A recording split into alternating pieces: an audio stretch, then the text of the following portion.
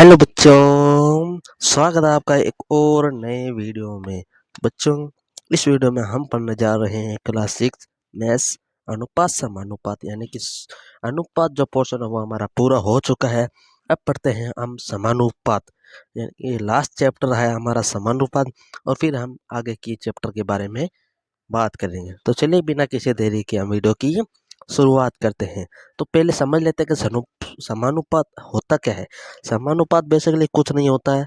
समानुपात का मतलब होता है समान प्लस अनुपात, यानी कि दो चीजें जब समान अनुपात में होती हैं तो उसी को कहते हैं समानुपात। कैसे, तो कुछ एग्जाम्पल के थ्रू समझ लेते हैं। जैसे एक एग्जाम्पल है मेरे पास कि राजू के पास 28 कंचे थे और कालू के पास 180 फूल थे। कालू ने कहा क्यों ना हम इन चीजों को आपस में बांट ले। तो राजू बोला ठीक है, बांट लो।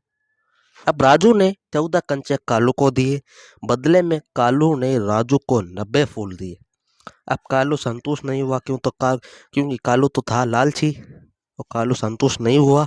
फिर कालू ने क्या कहा, कालू ने कहा कि मैंने ज्यादा फूल दे दिए हैं। दोनों अपने पिता के पास गए। पिता ने पहले राजू से कहा कि बेटा राजू इधर आओ, तुमने कालू को कितने फूल दिए। राजू बोला 14 फूल दिए। तुम्हारे पास फूल कितने थे, तो बोला 28 फूल थे। अब अगर हम इनका अनुपात निकालते हैं तो 14 के भाग से डिवाइड कर दो, यानी कि इनका अनुपात आता है 1:2, यानी कि 1:2। अब पिता ने कालू को बुलाया, बोला कालू इधर आ। कालू से पूछा गया कि कालू बताओ तुमने राजू को कितने फूल दिए। कालू बोला 90 फूल दिए। तुम्हारे पास फूल कितने थे, बोला 180 फूल थे। अब इनका अगर हम रेशियो निकालते हैं तब भी तो वही आता है 1:2। तो पिता बोला फिर कहाँ गड़बड़ है।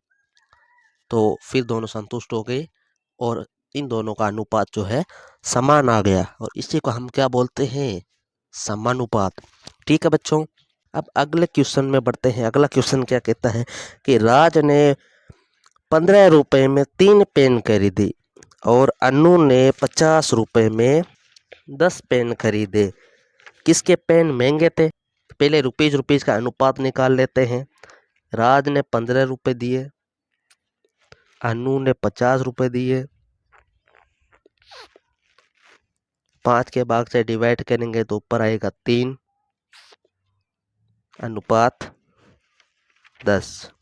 ठीक है, अब पेन की बात कर लेते हैं। तो राज ने 3 पेन खरीदे और अनु ने 10 पेन खरीदे, वही सेम 3:10।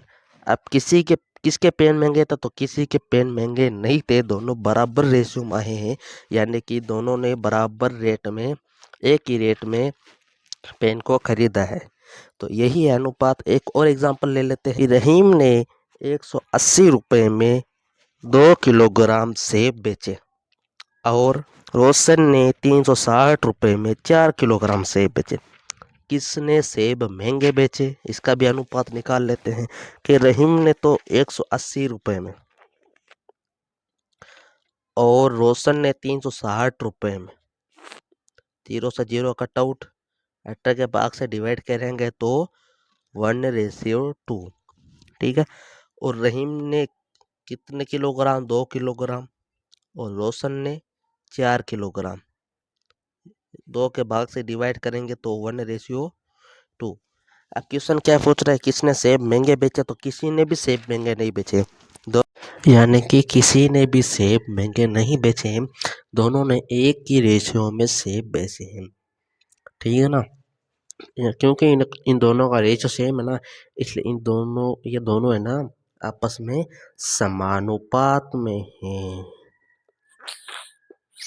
ठीक है बच्चों, अभी आखिरी प्रश्न ले लेते हैं कि 2 केजी सेब का मूल्य 180 है और 5 केजी सेब का मूल्य ₹45 है, क्या दोनों समानुपात में हैं। देख लेते हैं।